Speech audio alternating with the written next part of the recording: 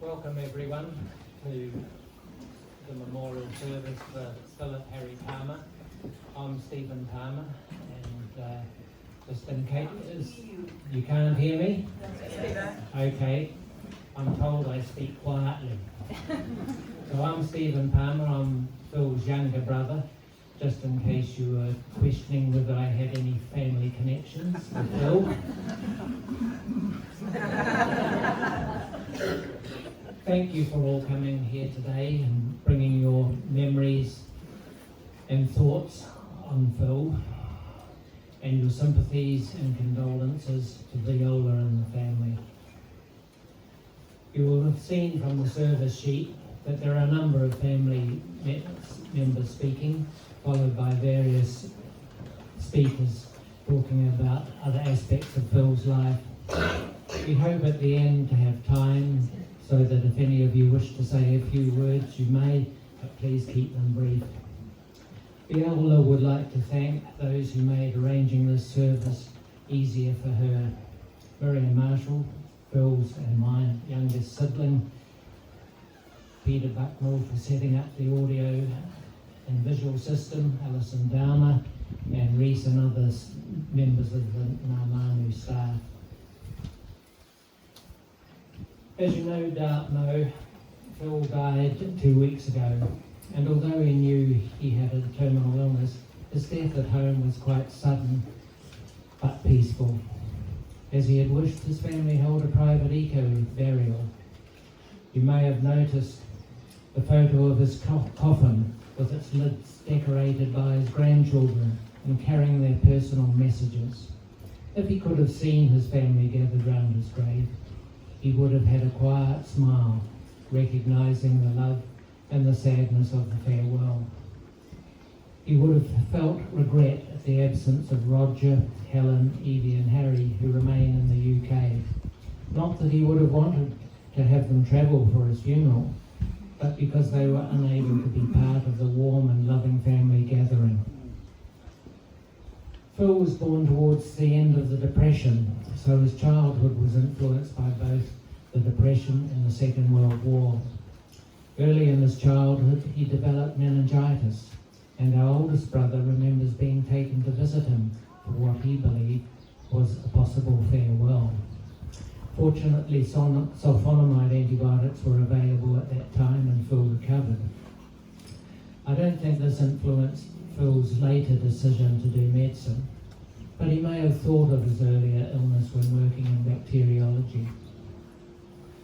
Our father did not serve overseas during the Second World War, but was directed to shift from Hawera to Greytown to take over the medical practice there and the small district hospital. Close by was the Japanese prisoner of war camp in Featherston, which was attended by our father. Recently, David Hill wrote a novel for young readers, Enemy Camp, based on the Japanese prisoner of war camp and the killing of many Japanese during what started as a minor rebellion. I asked Phil to write an account of his memories of the camp, as we had given our granddaughter the book to read. He remembered the animosity towards and the fear of the Japanese that the community had. Our father operated on many of the Japanese who were wounded. Phil remembered an earlier occasion when Dad was called to visit the camp and attend some of the prisoners.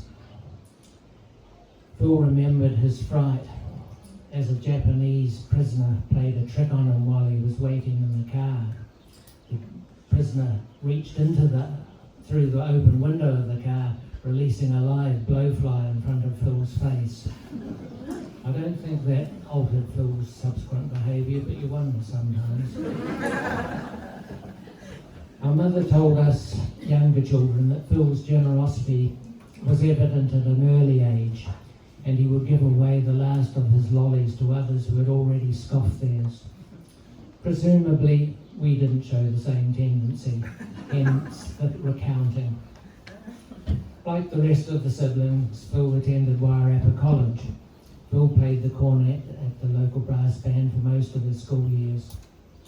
I suspect rather more successfully than I did, as I was invariably out of time, out of step, and probably out of tune. This background of playing in a brass band enabled him in later years to learn the French horn, an instrument that he enjoyed both playing and listening to. He was in the local orchestra and was also president of the Tauranga Music Society, which arranged professional concerts. Phil attended Otago Medical School with its many hours of rote learning, which was the main teaching method in those days. The bright spots of those years for him was tramping and meeting Viola, a fellow student. When he graduated, he took up a job teaching physiology so that Viola could catch up, as she was a year behind. They did their house surgeon years together in Invercargill. After their time in Invercargill, Viola and Phil, together with Anne, their firstborn, travelled to the UK. It was in the UK that Phil first started studying pathology. On returning to New Zealand, Phil did a locum for our father. By today's standards, the practice was idiosyncratic. The surgery was within our home. There was 24-hour access for patients, phone access. No appointment was needed during surgery hours, and there were lots of home visits. I think it's no wonder Phil decided to continue his pathology studies. Initially in Auckland before shifting to Christchurch. The one incident I recall from their time in Auckland was his 2-year-old son Roger's first engineering efforts, filling the petrol tank of the mower with sand and grass. It was later recounted to me by Phil with considerable mirth.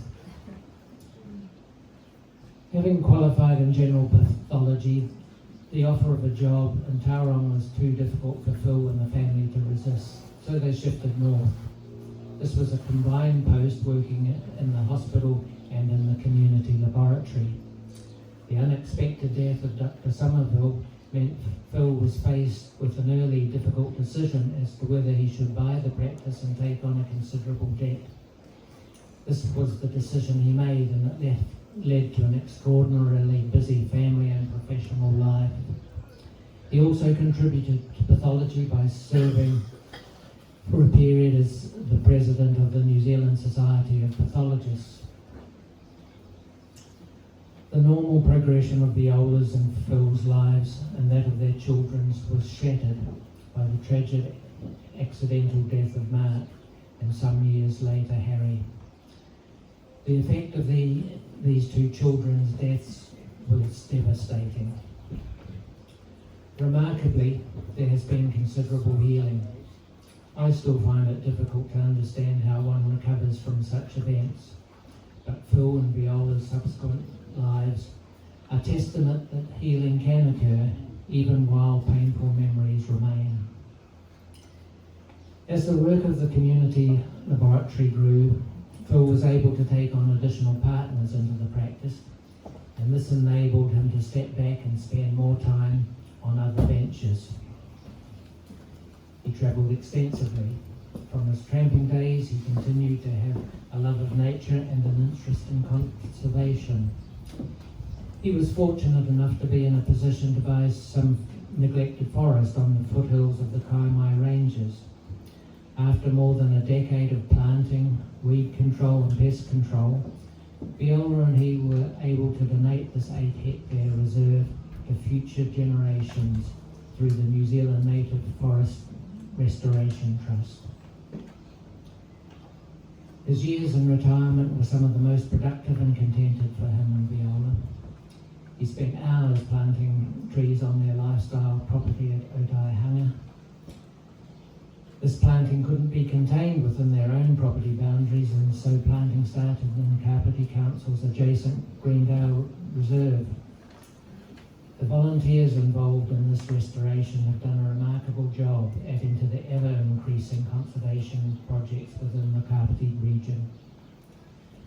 Phil developed an increasing interest in birding and bird photography. This led to many trips and adventures, sometimes by himself, but usually with friends and family.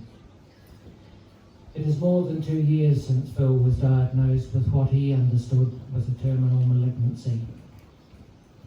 He was pleased with the initial results of treatment, but accepted calmly that no further treatment was possible more than a year ago.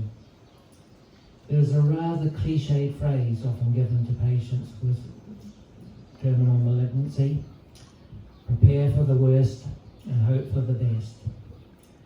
This is certainly what Phil did. He prepared for his death by coming to terms with the inevitable, but also by preparing for those who would live after him. He made thoughtful and practical provisions for Viola.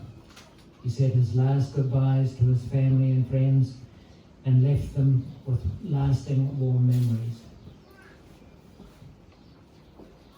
He left his family with few regrets that he may have done things differently. On the other hand, he has lived the last 2 years with considerable zest and enthusiasm. He continued to look forward and enjoy his life. He was always eagerly anticipating the next family milestone. He continued to be, as he had always been, fun, with a generous spirit and a concern for others. Phil, we are poorer for your death, but so much richer for your life. So I'd like to call on Joyce, who's the second eldest daughter, who's going to read the older's thoughts. Thank you, Stephen, for that introduction. One of the things that I really admired about Mum and Dad was the strength of their relationship. And I'm just going to read the words that Mum has written about her life and times with Dad. My life with Phil. I met Phil when we were students in Dunedin. We both moved in the same social circle. By chance, we joined an Otago University tramping club trip to Arthur's Pass. We found ourselves roped together with another student climbing up Mount Avalanche. We slipped high on the mountain, but managed to save ourselves. Phil attributed stopping the fall to me. He later joked, after she saved my life, I had to marry her. I met his parents, who lived in Masterton with their 6 children. They were good and honourable people. From his mother, Phil learned kindness, generosity and an interest in people. From his father, he learned to be curious, to take an interest in everything and to tell stories. The family valued education highly. Phil was a person who pursued a goal with single-minded energy and tenacity. Thus, we did get married after he graduated in medicine. What drew me to him was our shared values, his mischievous humour, his generosity, and sheer passion for me. Obviously Mum. Phil was a doer. He was most happy with the days on which he had accomplished something, either large or small. He set himself goals such as building a rowboat, setting up a laboratory, playing the French horn, learning German, climbing Mount Taranaki when he was 75, cycling from London to Paris, fundraising, and many more. Sorry, can anyone hear me okay? Yep. Recently, he had the goal of climbing Himi-Matangi Hill in Waikanae. He did this just 3 days before he died. Wow. We both wanted a large family and had no trouble producing children. Raising them was another matter. Our family life was going along with all the usual ups and downs until it was severely shaken by the sudden and accidental death of our lovely youngest child. We struggled up for breath after that, but were hit again 7 years later with the death of our oldest son, our 18-year-old son. The family was rocked to its foundations. Phil and I recovered in many different ways. He travelled and absorbed himself in the natural world. I attended courses and workshops and relied on my Quaker faith to help me through. The wider family and friends were crucial as our wonderful counsellor. I can't think of Phil without thinking of his generosity. This included anyone in need and many who weren't, who crossed his path. At his suggestion, we supported my niece and sister. We supported my sister and niece and assisted my mother into business class when she travelled to Europe in her 80s. At times, his generosity needed curbing so that he didn't give away all the family silver. On the other hand, he did not like being taken for granted. Our retirement years in Kapiti were some of our happiest. Phil threw himself into replanting our 8-acre block and breeding North Island wekas. We learned to accept each other as different people. Phil was a wonderful husband and friend to me. When we had a problem, we often solved it by thinking outside the square. We were able to discuss everything, knowing that our innermost thoughts and feelings would be held gently. We had a lot of adventures and fun together, and much teasing and laughter. During the last years of his illness, Phil passed through a period of grief and preoccupation with his health. Realising this was unproductive, he soon moved on to enjoying what he had left.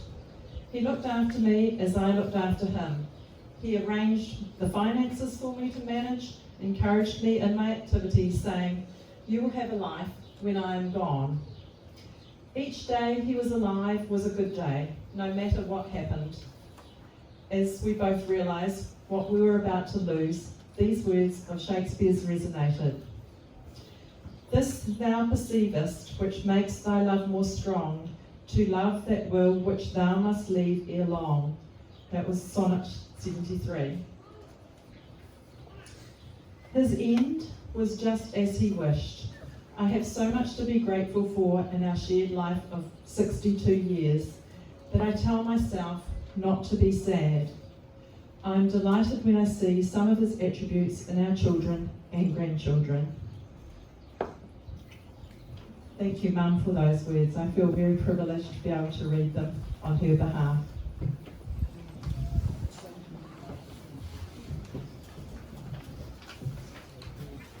I assume you would have all seen Lucy demonstrate some of those attributions at home. Anne is next, and she's going to give a view from the siblings generally, primarily herself.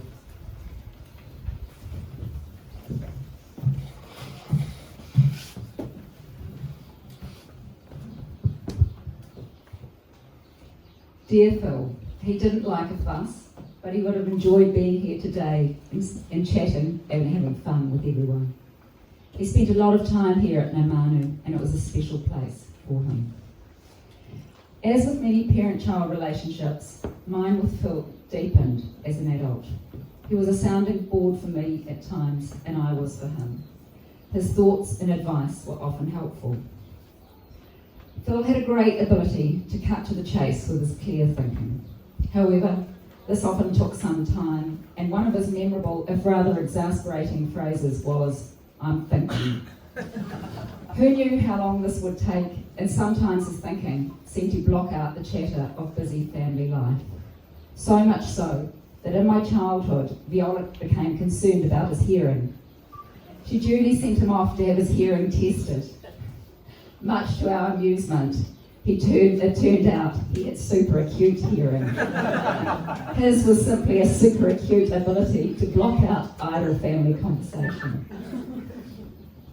He always liked bringing his ideas to reality with quick effect. One of his quirks was to phone us at any time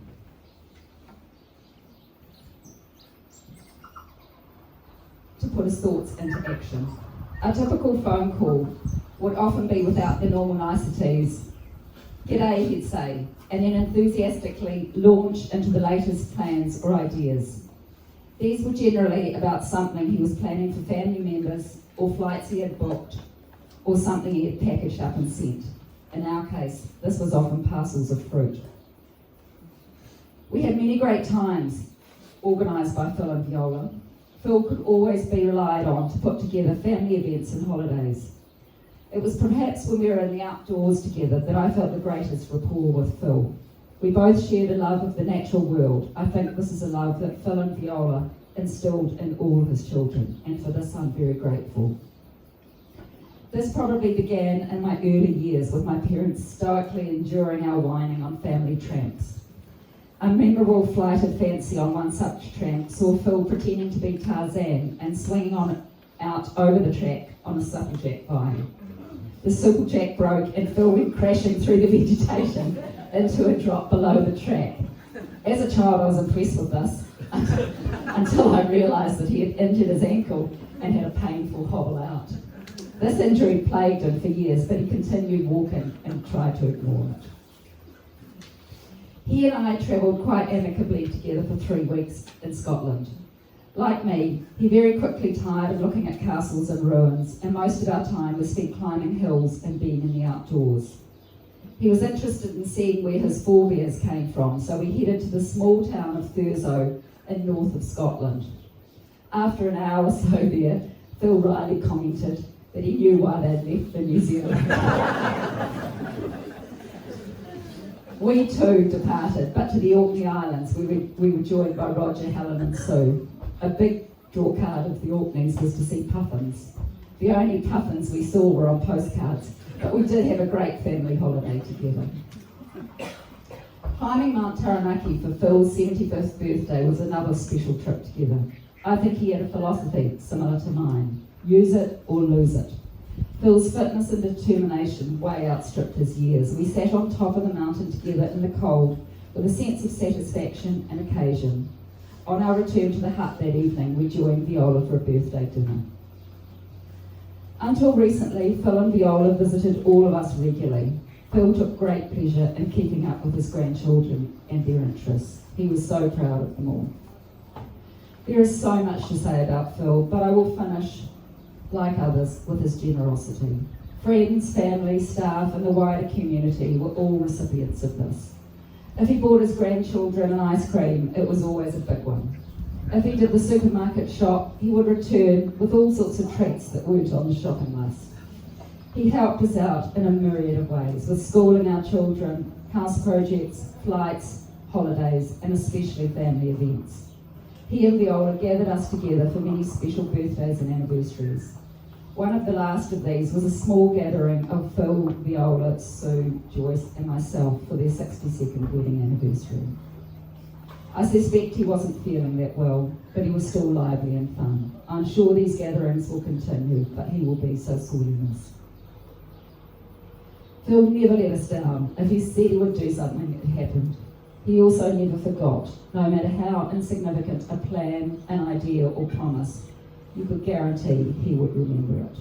Farewell, Phil. We have so many great memories.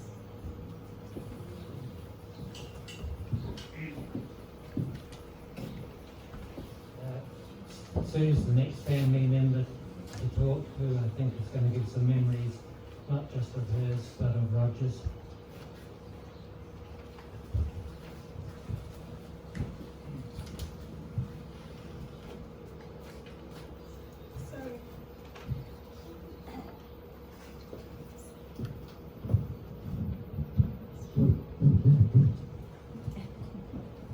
She's taller than me.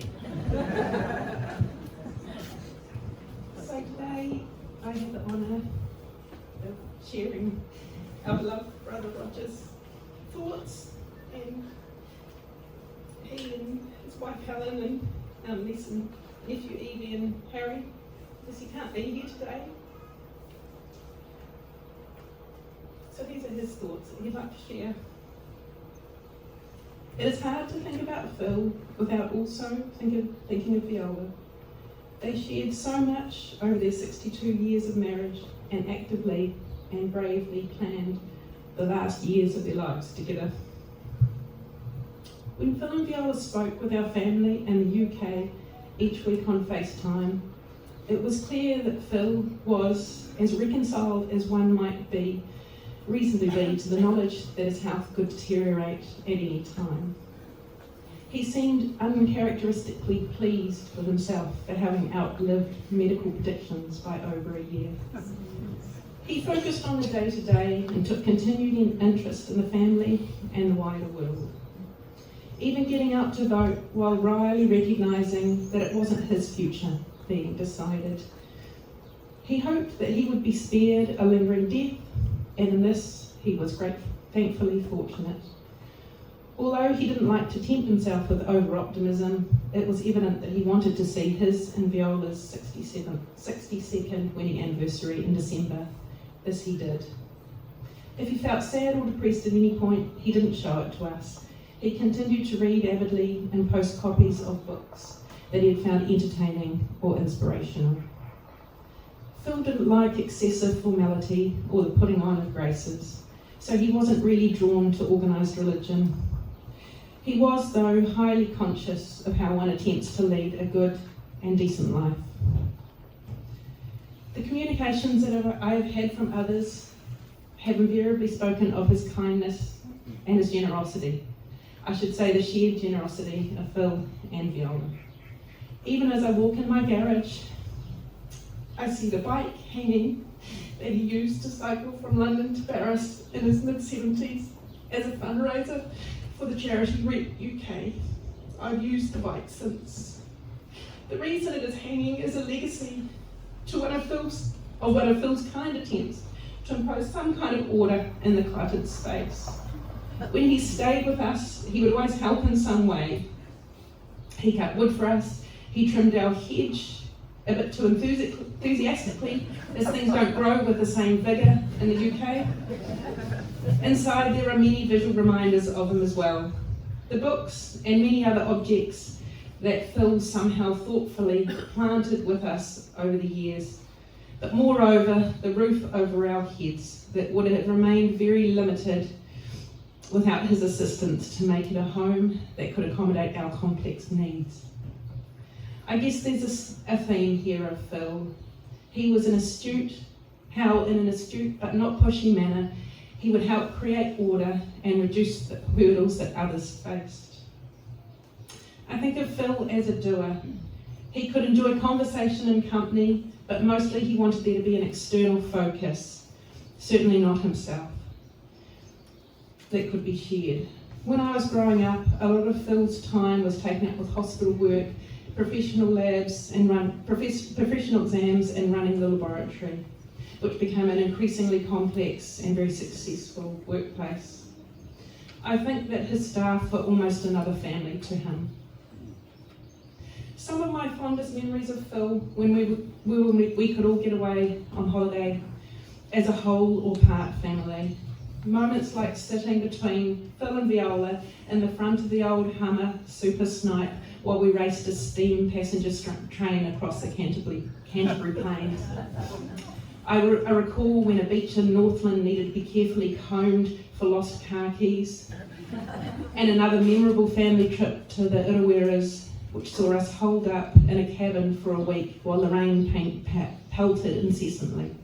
My parents could have murdered us boys, but by the 5th day, they plunged out into the rain and returned a couple of hours later, much cooled off.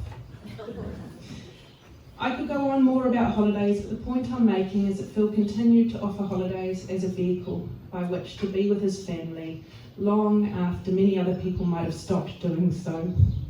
He had many remarkable adventures with family members. At the age of 82, he gamely took our son Harry on a trip to Sweden and Denmark as a way for them to bond and also to provide a little respite for his parents. Later, when they no longer felt they could travel such distances, Phil and Viola generously ensured that Anne, Joyce, and I, Roger, were able to join other families members to celebrate our cousin Selby's marriage to Lena in Sweden. I regret that Helen and I cannot be here today to share firsthand with you in this appreciation. While no life is perfect and no life comes without hardship, what I admire particularly about Phil is how he managed to remain open to the world and grow even as his health started to fail. The setbacks he experienced did not leave him a smaller person, but on the contrary, someone who became less prone to worry about the unimportant, more open to how other people lived their lives, more able to focus on the day-to-day and to appreciate both his life and take pleasure of those nearest to him. I feel so proud to have known him as a father and to have experienced his unfailing love. So Phil, after all those lawns have been mowed, the trees have been planted, and the children dragged into childhood, a well-deserved rest.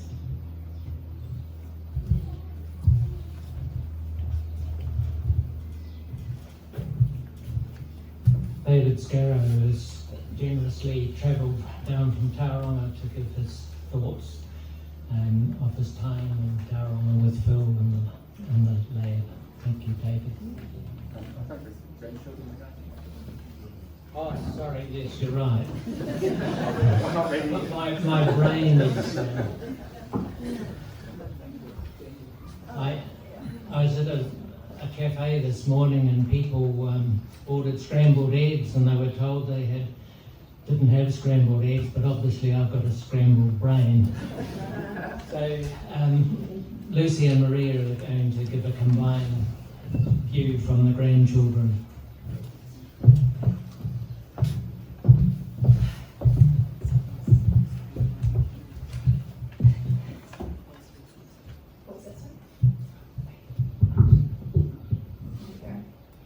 We're the luckiest grandkids to have our granddad love and watch out for us. It's one lifetime.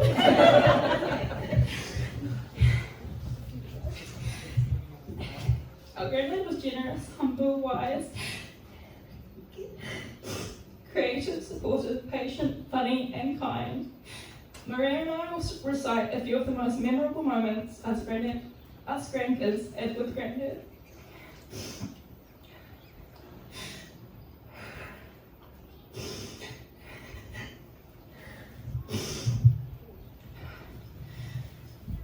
For Tom growing up, he remembers granddad and grandma visiting, taking him to his primary school Saturday soccer games and the time they took us to the Abbey Caves.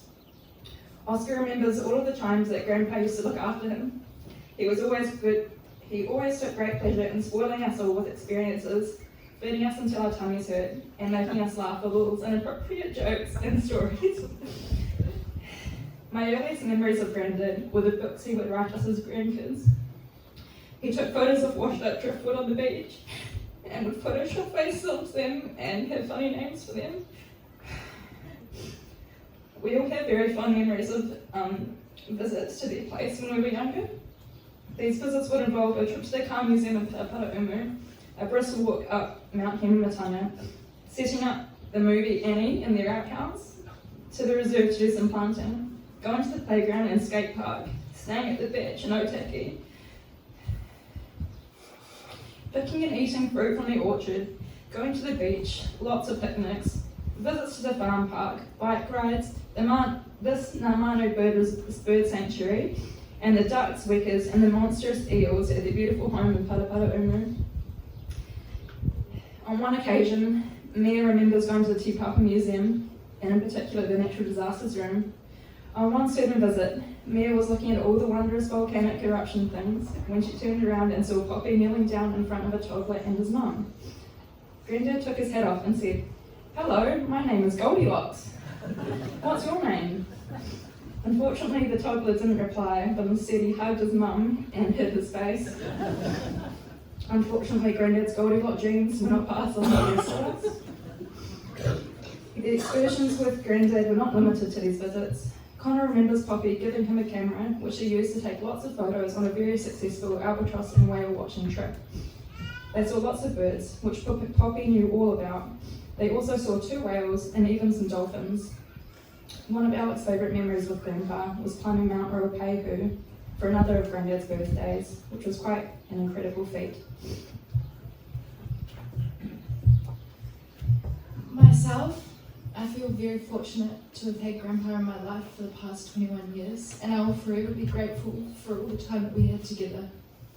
I will remember the hilarity of him turning into a child with cabin fever on a boat in Australia, all the times he would make us pork and his famous roast potatoes, and all of the fascinating stories that he recounted about the generations of family before us. Grandpa and Harry both had the same wicked sense of humour and knack for storytelling. Grandpa took time during their weekly FaceTimes, listening to Harry's latest stories and offering tips. The last time I spoke to Grandpa, he told me proudly about how each week, while on FaceTime, Harry would spin a globe. Grandpa would tell him when to stop it, and whenever and wherever Harry's finger landed, he and Roger would cook that country's cuisine for dinner.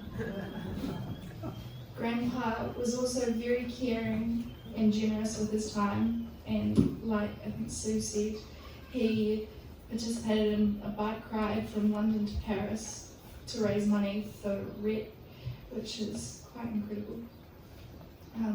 We all enjoyed Granddad's 80th in Nelson together, as well as Grandma's 80th a couple of years later in Togo. a highlight of which was the rafting trip where Granddad and Grandma jumped off a pretty high rock into the rapids. I also remember Grandpa looking around very contentedly, happy that he was surrounded by so many loved ones. Only a couple of years ago, Grandpa took Lucy and I over to Australia for 2 weeks to visit our relatives, and this is a trip we won't forget soon. It's difficult to express the love and gratitude we feel towards Grandpa. He has given us so much. He has instilled in us all a great appreciation of nature and the outdoors, taught us to make the most of every day, and to be generous with our time and our love. We all know Grandpa loved us and was proud of us because he expressed it so freely and at every opportunity he could. And these are the greatest gifts that he has given us. Poppy, Granddad, Grandpa Phil, we all miss you every day, but you always live on in us.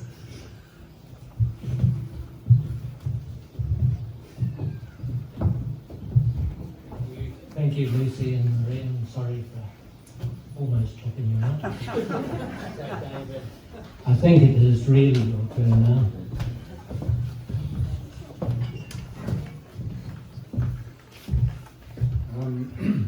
I think if anybody was playing word bingo and you had the word generous there, you would actually be calling out bingo. There's a real common theme there with everybody talking about Phil's generosity.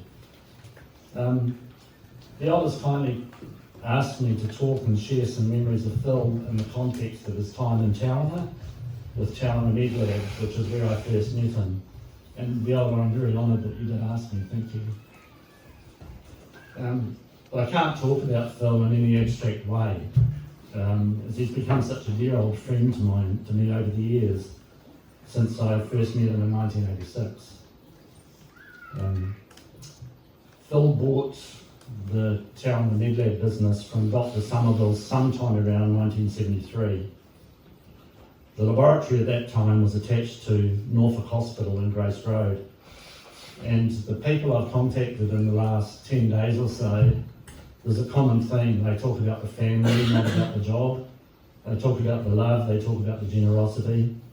And when I first joined the staff at Tauranga, that's what it felt like to me. I felt like I was joining family. After Phil bought the business, he was joined a few years later by Ian Taylor, who's sitting there as well. Brett and Kathy Tapper are 2 other staff members there, and they remember their job interview. The first question Phil asked them is, what musical instruments do they play? So I first met Phil just after Medlab had moved into some new premises, and he picked me up from the airport the night before my interview in the old HQ Holden. I can't remember whether it was a station wagon or just a car, but I still remember that vividly. And it was that night after meeting Phil that I really wanted the job. I hadn't been too serious about my job interview in Tauranga. I saw it as a stepping stone to go back to Hamilton where my family was. But that night I was quite panicky that night, Viola, because I really wanted the job and I hadn't prepared for it well. But possibly our conversation in the HQ Holden and walking around the lab was my actual interview, I don't know. At that time, Tauranga Medlab had about 30 staff when I started, and I don't think any of us would have thought at that time we've now got a roster of over 500. So the business has grown that big in that time, and I still work for Pathlab. Phil was always approachable, he was generous to a fault, and pretty much unflappable. An example of that sticks to me when we first computerised the laboratory and we had a major database crash, and that meant a weekend of applying restore tapes and getting things going and starting again when it didn't work. And Phil just allowed us to get on and do what needed to be done. He gathered the troops, held things calmly together, and he was just hugely supportive of what we were doing. I still remembered after we recovered that, Phil pulled me from the laboratory and we went to the movies for the afternoon. I don't remember the feature, but I do remember there was a little short movie at the start. It was about 5 minutes, and I found it on YouTube the other day. I recommend you watch it. It's Marty Feldman, and it's called The Long Range Golfer. Due to the lack of sleep, Phil and I were literally rolling in the aisles. We're just wetting ourselves. So most of the memories, when I talk to people, most of the memories were just about the humour. And many times when we have met over the years, any of our conversations, most of the conversations would start off with, oh, do you remember the time that Phil, and then we would go into one of the stories. But my friendship with Phil has just strengthened over time and became stronger after he retired and moved down here to the Kapiti Coast. I've loved his humour, I've loved his level-headed sense, and I've loved his well-informed irreverence. We shared thoughts about the importance of friends and family, and I was always struck with a deep and loving commitment to viola. You're all aware of that. I was very lucky to talk to Phil the week before he died. I was at the cricket with my sister in Tauranga. We had a hailstorm, and I ducked up the back under a tree and gave Phil a call. And we chatted, amongst other things, about his impending passing. And again, there was a lot of very healthy irreverence. That was one of the first times we did speak about his illness, as he never wanted his sickness or his illness to define him. I think if he was here now, he would be a little bit annoyed, as one of the things he told me on that call was he's looking forward to sending his oncologist the birthday card. And he would be 86 on the 3rd of February. And I think it would have been the second birthday card he would have sent you. He'll be remembered with a deep fondness by all who knew him in whatever capacity. It was a life lived fully and well. Thank you.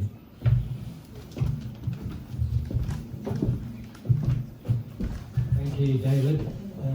Chris is one of the many volunteers at the Greendale Reserve who have not only done a remarkable job restoring that area, but also offering companionship to the group and to Viola and Phil.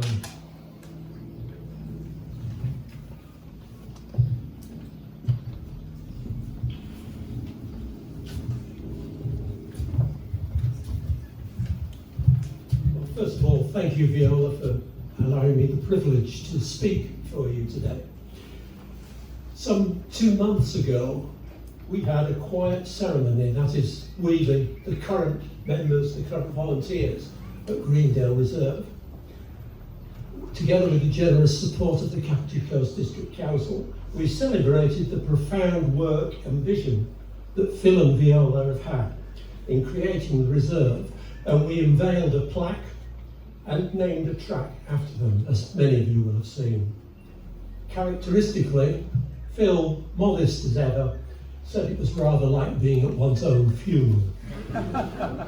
But nevertheless, as he himself confessed, he scouted about it to his family and friends.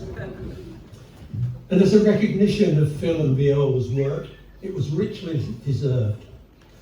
As one of the first volunteers described, they assembled in Phil and Viola's previous house next to the present reserve and gazed down on the somewhat unprepossessing land that would become the Greendale Reserve. Not many of us would have had the vision to see the potential in a muddy, low-lying paddock with a stream running through it. The only saving grace, a small stand of 150-year-old caricature in one corner. Not only to see the potential, but to have the vision and the enthusiasm to persuade others of that vision, recruit them to the cause, and set out to transform that muddy paddock into a vibrant, rich, bush-covered reserve of flourishing trees and wildlife, full now of tuis, fantails, and grey warblers flicking through the branches and singing loudly. A frequent helper there from the Greater Wellington Regional Council recently described it as the best cared-for gem of a reserve on the Kapiti Coast. The shared vision of Phil and Viola have provided the inspiration and drive which will continue on the reserve, and that's not to mention the dozens of plants that they have grown and planted there. Last year, and again this year, for what I suspect was the first time on the Kapiti Coast since possums were let loose there, 2 northern ratas have flowered in the reserve. Possums love ratas, and few, if any, trees ever get to flower or to seed. But the planting of ratas, donated by Project Crimson and organised, of course, by Phil, has the potential to change the whole character of the reserve and the coast. Another 100 years, and the place will be rich in rata flowers now the possums are gone from the reserve. And doubtless more of the birds from Kapiti will come over and establish themselves there and thrive. And Phil and Viola's vision goes beyond that of merely the reserve as it is. It extends west down to the Waikanae River and down from there to the sea in one long corridor of rich bushland. So a vision expansive and expanding in breadth and time to inspire future generations as it inspires visitors today. Now, they didn't always get it right. A few years ago, it was recognised that many of the Hoherias were the vigorous and profligate Auckland variety and not the gentle, polite species native to the Kapiti Coast. So we dutifully cut them down. And for weeks after, Phil was on his knees, meticulously pulling out the young ones that were flourishing in the spaces left by their parents, as they still are. And Viola stood behind him saying encouragingly, 1 year's seeding, 7 years weeding. On the other hand, one nice and unplanned aspect is that of the 50 panda logs that Phil recently paid for to line one of the paths, 48 of those logs have decided to put up new fronds and grow, so that there will shortly be an archway of fronds over the path, as if in acknowledgement from nature itself of the selfless time and effort Phil has put into the reserve over the last 24 years. One other point I want to make. We, the volunteers, used to tease Phil and Viola that we only went to Greendale for the morning teas. But in one sense, that was absolutely right, because it was at the morning teas that Phil encouraged the collegiality, the fun and the laughter, the sense of purpose and importance of the project. And that brought us back again, whether it was Trump or Boris, the plague of rabbits, the meaning of life, the latest book he'd read, the experience of his fellow volunteers in their earlier lives, or simply the iniquities of the Kapiti Coast District Council. It was all discussed with a sense of fun and belonging that meant that the volunteers, once hooked, could never escape. And it was at the last morning tea that we had before Christmas that Phil remarked in his characteristic offhand way that he'd sent a Christmas card to his oncologist and gastroenterologist just to remind them he was still alive, despite their predictions that he had 3 months to live 14 months ago. Sadly, they had the last laugh. And our condolences go to Viola and the family, the grandchildren, and the wider family. But it's hard to be sad in the face of the drive and energy of a vision that will thrive through many generations. I remarked in a piece about the two of them in the Kapiti News that those kahikateas that stood on the original piece of land must have been young saplings when the Treaty of Waitangi was being signed. They now form the canopy, and their offspring are saplings in the reserve today. Another 100 years, and they will form the canopy, and their offspring will be spreading seed over the whole area. That's the breadth of vision that Phil and Viola brought. And it reminds us all that how far-reaching the contribution of one individual and his wife can be to the world in which we live. Thank you, Phil, and thank you, Viola and the family, for sharing him with us.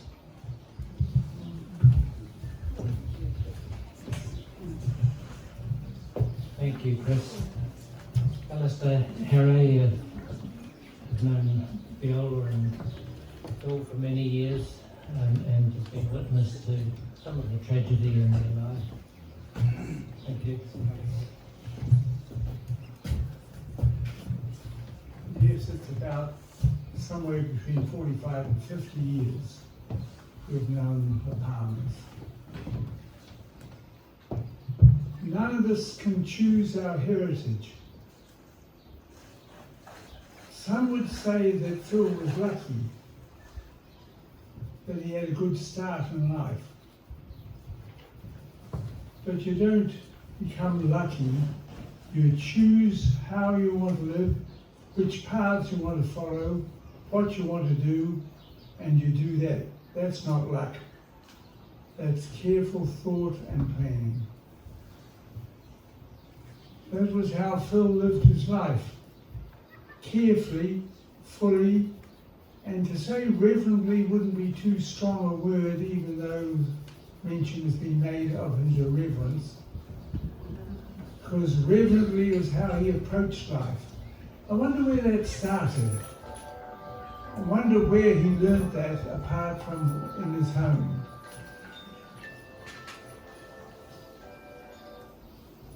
Right? We have musical help. I think from all time, whenever Phil started really learning about the value of human life and the magnificence of the human body, that he also began to understand about the magnificence of nature.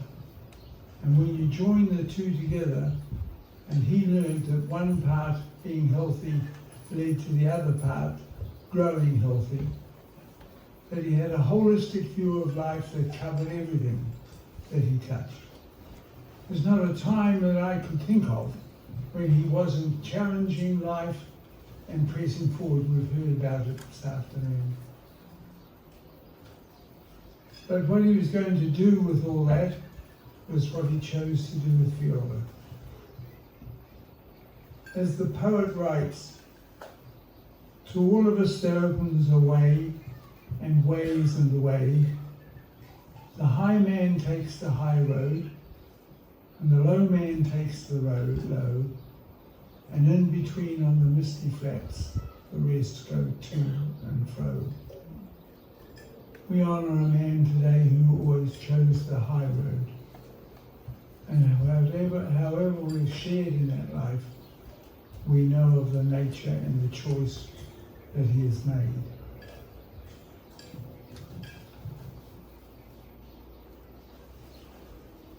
His wasn't a selfish life. It's not that he did things just for his own benefit, as we've heard again and again.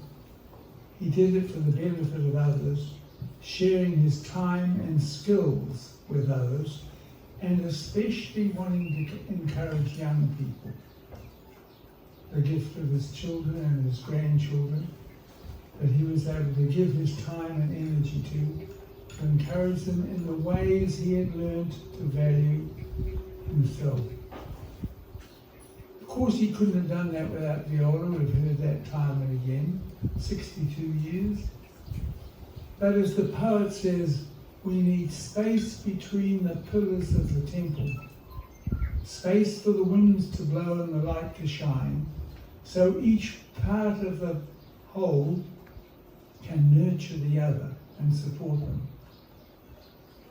Viola and Phil gave each other space.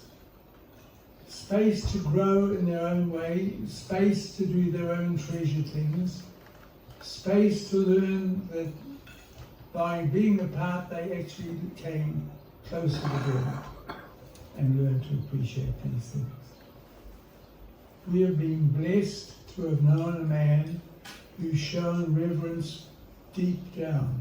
That reverence which is paramount to Viola's life and was shared deeply by Phil, and that's why they joined so closely together. We thank you, Phil, for your life, and thank you for your witness to living.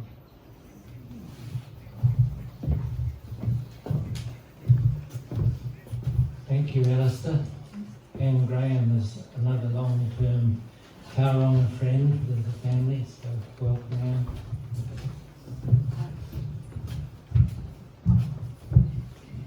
I'm Anne Graham.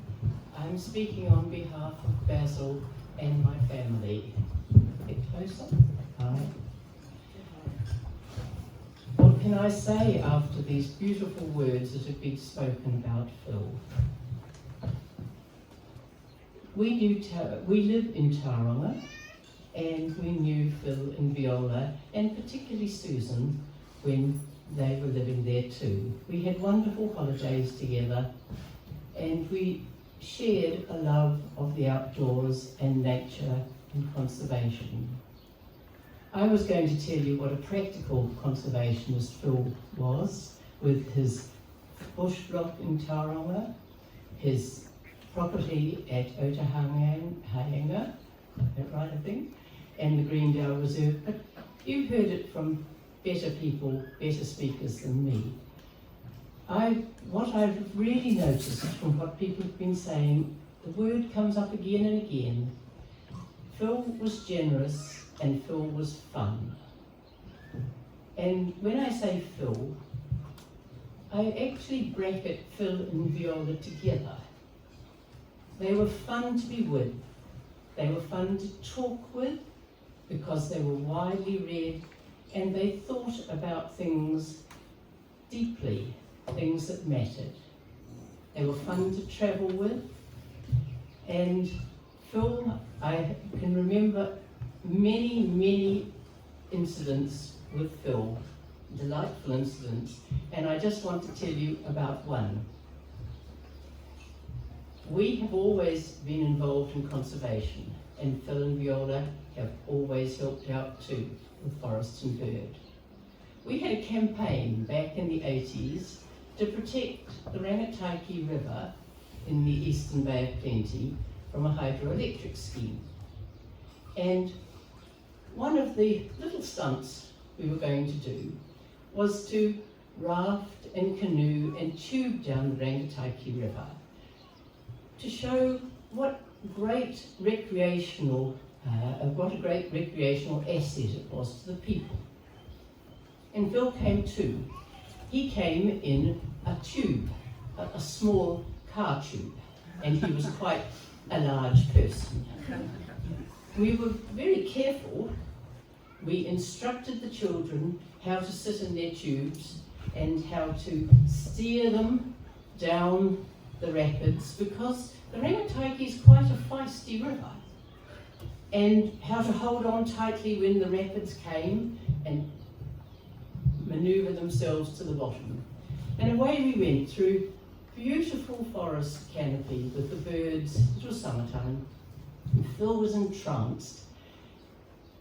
He was looking at the forest all the time, not paying much attention. And we came to quite a big rapid, and we looked back, and there was Phil in his little car tube, and he was looking up at the canopy, perhaps at a bird, and the tube was sort of revolving in a bit of an eddy, and we were saying, Phil, there's a rapid, look, rapids!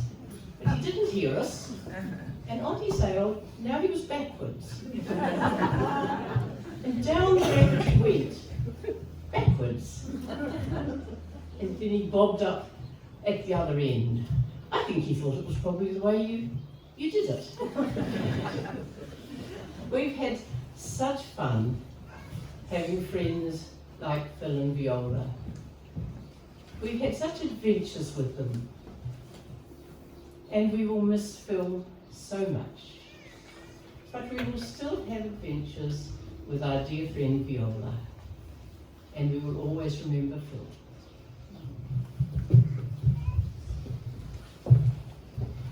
Thank you, Anne. So that brings to the end of the invited speakers, but if anyone does wish to say a few words, welcome.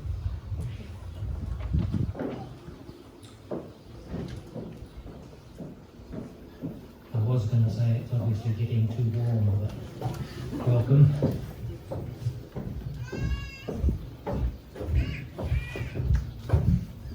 Kia ora tātou, I'm Janet Holbrook, I'm Deputy Mayor in Kapiti here, and I'd just like to pass on Guru's condolences. Mayor Guru can't be here today. He's supporting his son who has recently suffered an accident while on holiday. He's going to be fine, but he needs his father's support at the moment. So he would have loved to have been here today to express his condolences and also his huge appreciation. And I speak on behalf of the council and the wider community when I express just this huge appreciation for, in the council blessing we talk about courage, vision and energy.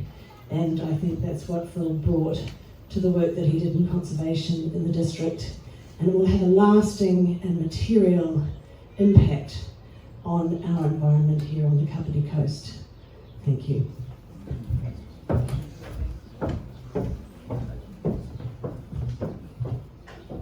I'm Robin List.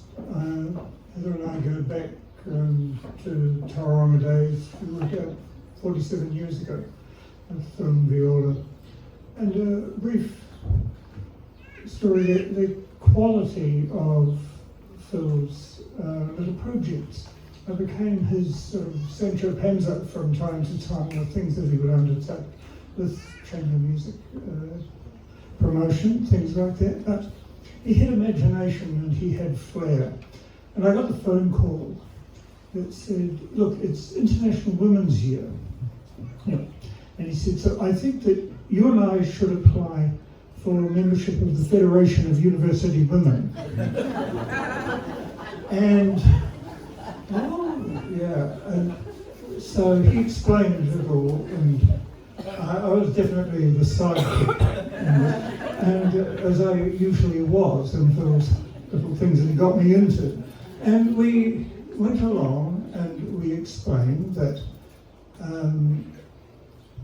that it was actually a sexist organisation in the midst of International Women's Year, and so we should be allowed in, and that while it was the best thing going in town for intellectual stimulation, that Phil and I had to sit at home looking after children while our wives got all the benefits of these visiting speakers of some calibre, and we would like some too, please. And so the next time there was a meeting of the Federation of University Women, so I padded about the kitchen in my bare feet with a child on my hip. I reflected that, okay, they threw us out, but we had actually won quite a lot, and cunning Phil knew that we were going to be thrown out. But look at all the publicity we got, and it was all in our favour. And the next time I went door knocking to get posters up for chamber music events, everybody knew who I was, and they were tremendously sympathetic. Great guy to work with, and he did so much to give me confidence and encouragement. It was actually a pretty tough time in our lives, and he did it in Phil's sort of way, and I'm forever grateful.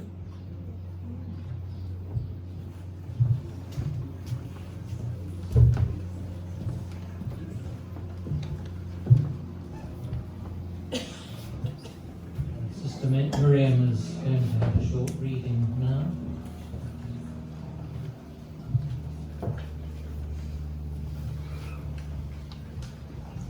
You just left that high to prove how much shorter I get, or taller you are than me.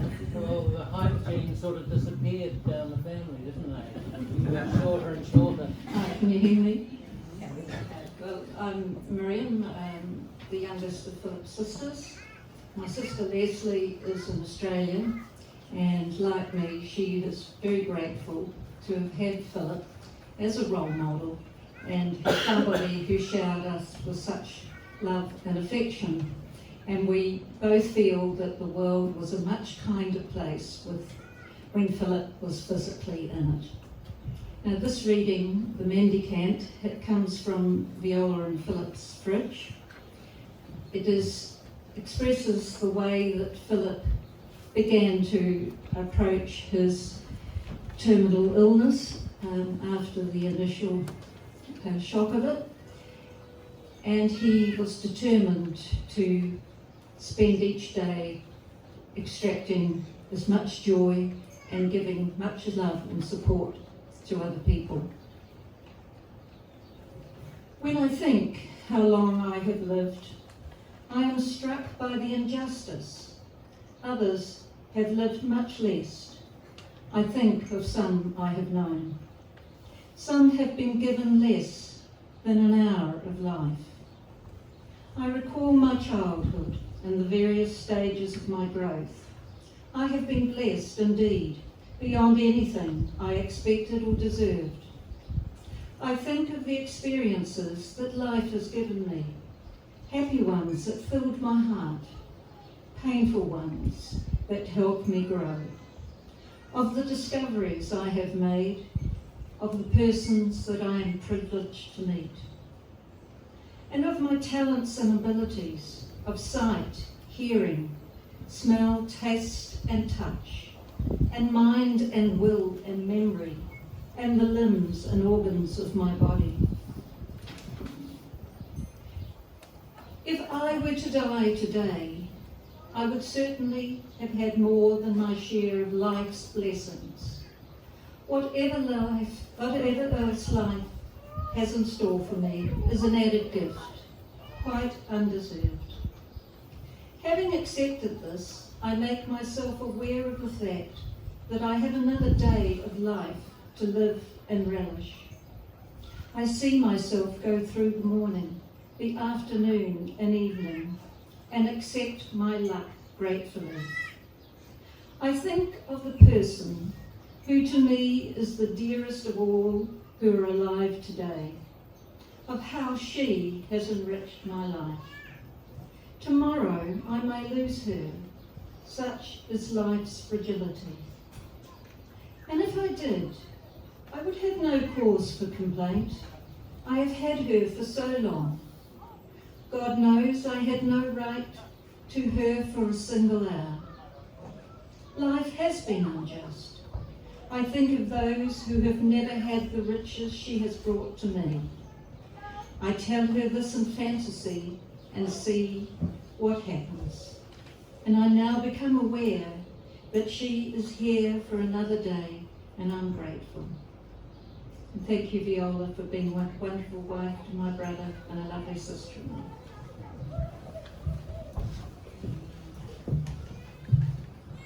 Well, thank you again, everyone, for attending today. I think you've heard that Phil had a number of goodbyes to various people over the last weeks, months, even the last couple of years. And one of the goodbyes that he made was to be shared with a wider audience. So we're going to finish today with a recording of made by Phil. Do not stand at my grave and weep. I am not there, I do not sleep. I am 1,000 winds that blow. I am the diamond glints on snow. I am the sun on ripened grain. I am the gentle autumn rain. When you awaken in the morning's hush, I am the swift uplifting rush of quiet birds in circling flight. I am the soft starlight at night. Do not stand at my grave and cry. I am not there. I did not.